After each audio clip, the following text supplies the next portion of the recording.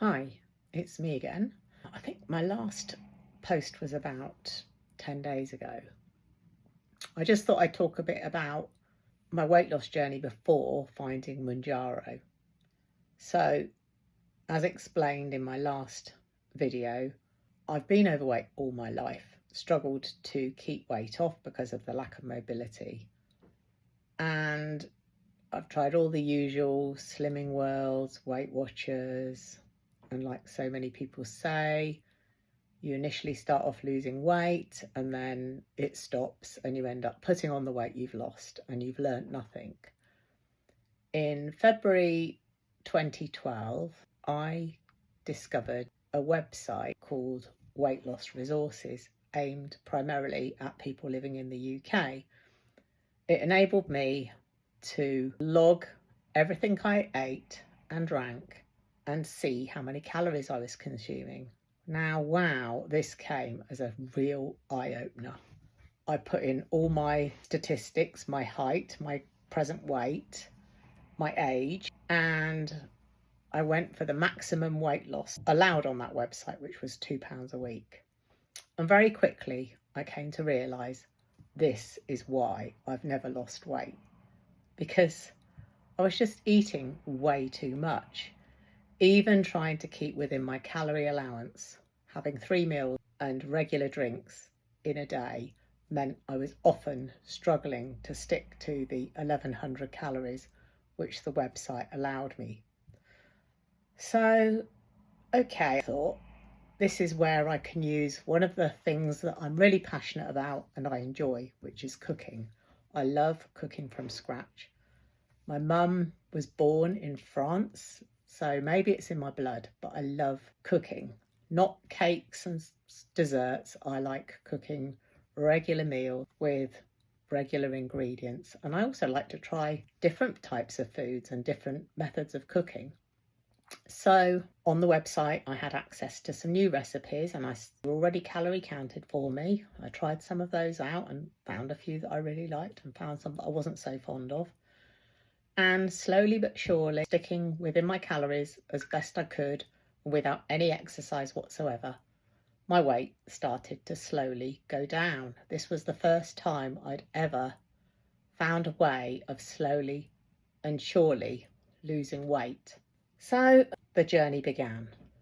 Now, I'm still doing that today. I'm still logging all my food. I still weigh my portions. And 13 years later, I've learned an awful lot about the foods to avoid, or shall I say, it's important that you don't avoid any foods, but that you, in the process of logging everything that I eat, I've learned the things that contain way too many calories for me to enjoy on a routine or regular basis. A slice of carrot cake, for example, with icing on the top, one of my favourite sorts of cakes.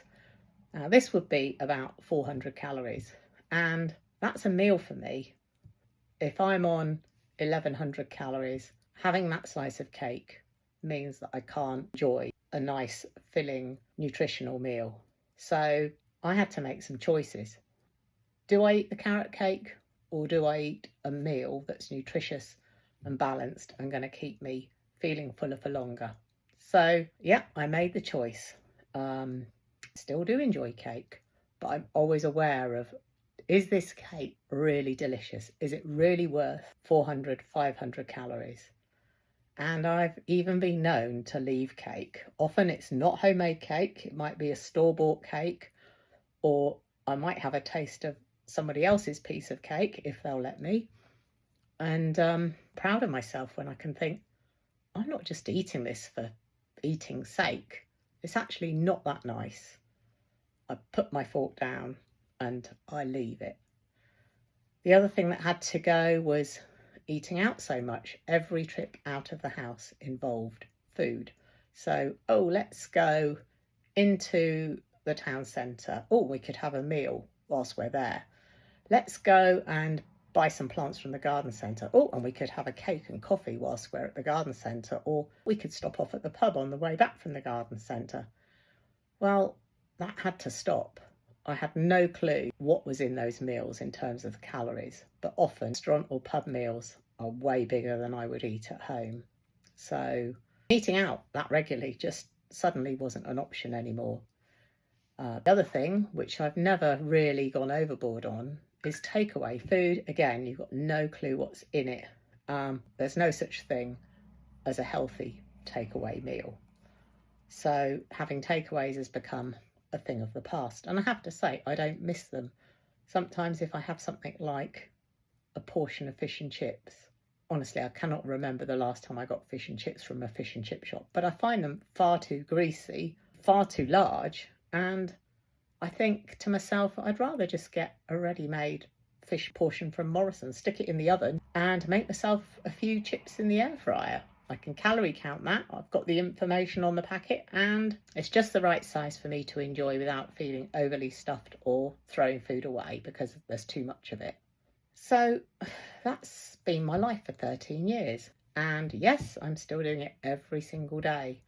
But the website that I use, Weight Loss Resources, does enable me to make that a lot easier for myself. So regular things like a cup of tea or a cup of coffee that I have with collagen powder in it, I know what the calories are. I know how many of those I drink in a day. So I can enter those at the start of the day. And other things, I log recipes. So yes, I look how much oil I put in. I weigh the onions, I weigh the carrot, I weigh the celery. There's not many calories in celery, but they all add up.